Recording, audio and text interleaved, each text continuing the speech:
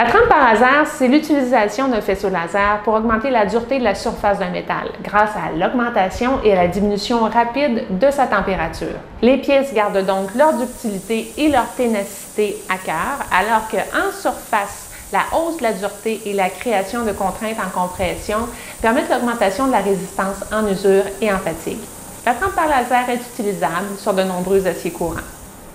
Donc, pendant la trempe, le laser balaie la surface et l'amène à une température qui se situe entre la température de stérilisation et la température de fusion. La surface subit un recuit local, soit une mise en solution des atomes de carbone dans la matrice austénitique sans qu'il y ait de fusion. Le laser agit rapidement et localement en surface sur une mince couche. Comme le volume traité est petit par rapport au reste de la pièce, la chaleur va être rapidement drainée par conduction. On passe alors d'une matrice austénitique avec atomes de carbone en solution à une matrice martensite compacte saturant en carbone qui est plus dure et plus dense. La dureté atteinte va dépendre du taux de carbone dans l'acier, mais aussi des paramètres du procédé. Un développement minutieux des paramètres est essentiel pour atteindre la dureté désirée. La source laser, les optiques, le temps d'interaction doivent être choisis selon l'application et les propriétés recherchées. Par rapport aux techniques conventionnelles de trempe, la trempe par laser offre un temps de traitement beaucoup plus court. Ça se compte en secondes. Elle permet aussi d'atteindre des duretés beaucoup plus élevées sur une plus vaste gamme d'alliages, parce que la trempe par laser est applicable sur des aciers plus fortement ou plus faiblement alliés que ce qui est permis par les procédés conventionnels. Comme seule la surface est traitée, les pièces gardent leur ductilité et leur ténacité à cœur. Elles ne deviennent pas fragiles.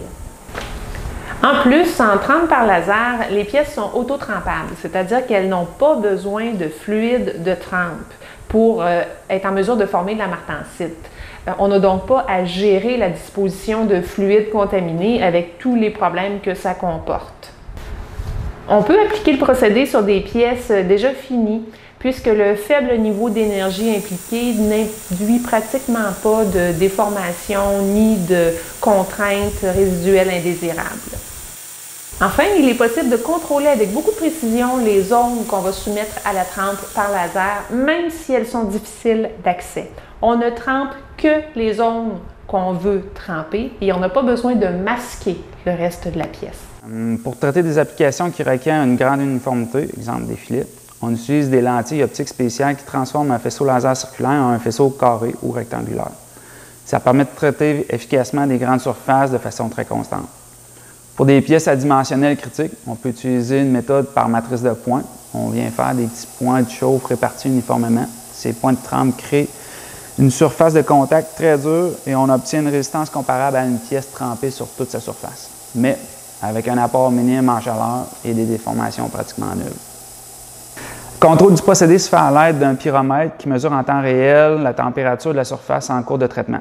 Le pyromètre est interfacé à la source laser qui permet une rétroaction automatique de la puissance pour atteindre constamment la température ciblée déterminée selon la dureté requise, pièce après pièce.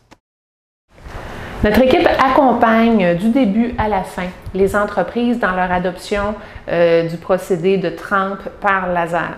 On fait le développement de procédures opératoires de trempe. On fait la production aussi de prototypes que les entreprises peuvent soumettre à des tests.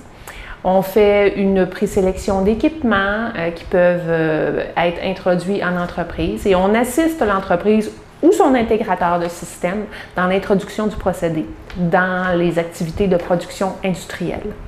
On fait aussi un transfert technologique vers les employés de l'entreprise pour les amener vers l'autonomie et au besoin, on peut donner un soutien à la production.